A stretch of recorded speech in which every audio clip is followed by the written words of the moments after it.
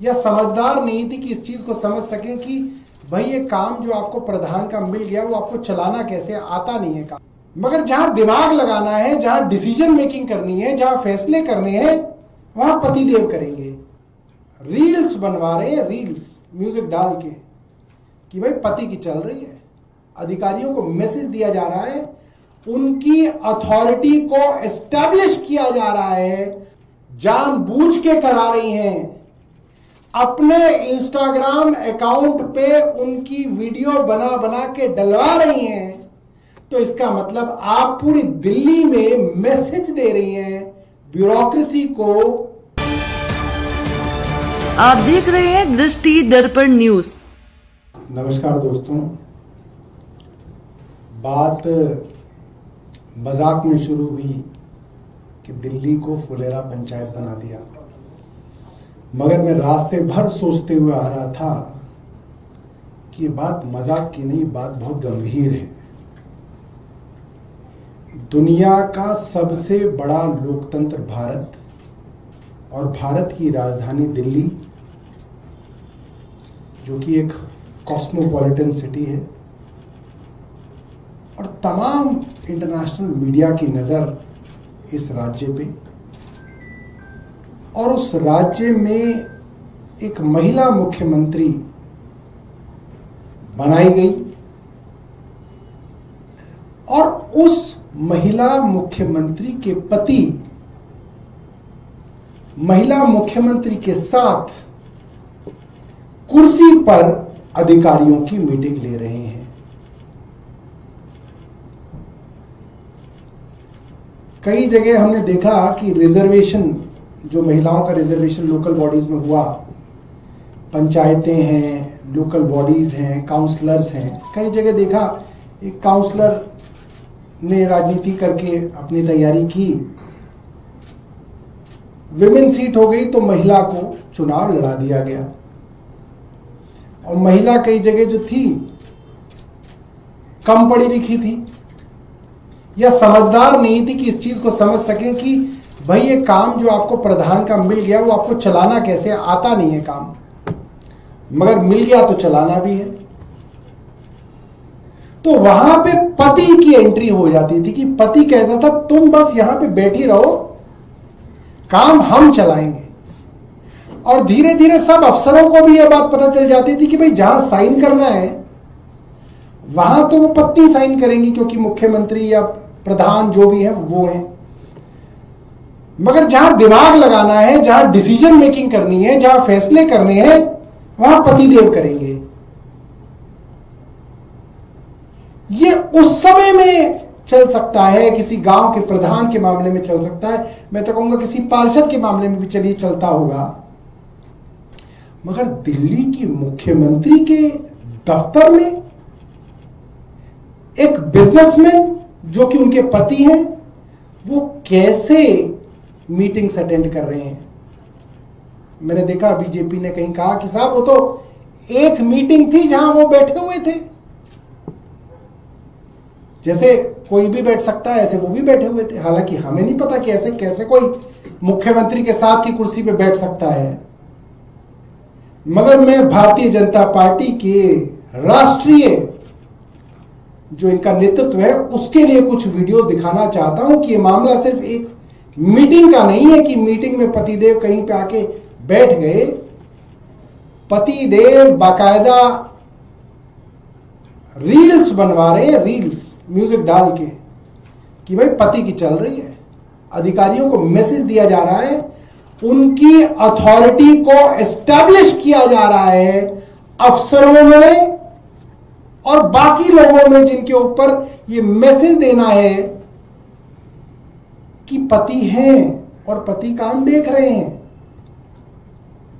भारतीय राजनीति में ऐसे कई उदाहरण हैं, जिन उदाहरणों को देख के ये मैं मान सकता हूं कि कई जगह पे, दिल्ली में भी ऐसे उदाहरण हैं जहां पे जिसके पास डेजिग्नेशन थी उसने अपने भाई या अपनी बहन को ऐसे काम के लिए नियुक्त कर दिया जो मुख्यमंत्री खुद करेंगी तो स्टिंग हो जाएगा, कोई रिकॉर्डिंग कर लेगा, तो अपनी बहन को,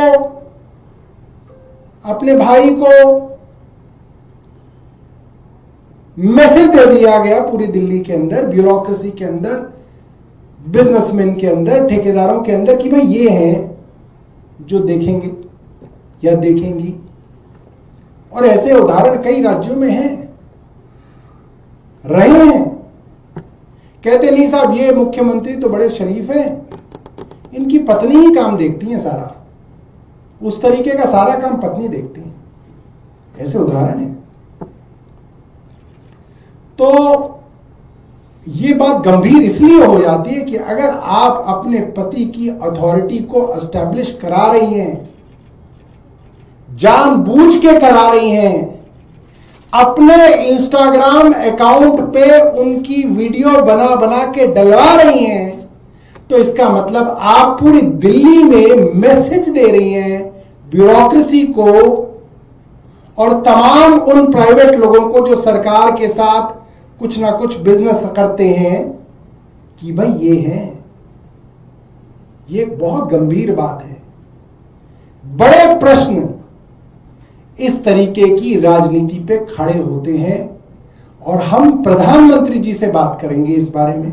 हम चाहते हैं, प्रधानमंत्री जी बहुत राजनीति के अंदर शुचिता की बात करते हैं, प्रधानमंत्री बड़े बड़े आदर्शों की बात करते हैं। हम चाहेंगे कि देश के प्रधानमंत्री जी अपनी राय इस विषय में बताएं कि उनके द्वारा नियुक्त की गई महिला मुख्यमंत्री अपने पति द्वारा अपने दायित्वों का निर्वहन करा रही है, तो इस पे प्रधानमंत्री जी की क्या राय है, ये दिल्ली के लोग जानना चाहते हैं। ये गंभीर विषय है और पूरी तरीके से ये गैर कानूनी है, अनैतिक है, असंवैधानिक है। मैं अभी आपको वीडियो दिखाऊंगा, इससे पहले मैं आपको बता दूं, भारतीय जनता पार्टी के सोशल मीडिया के हेड हैं, क्या नाम है, एक मिनट नाम मैं पढ़ के बता दूं आपको इनका है।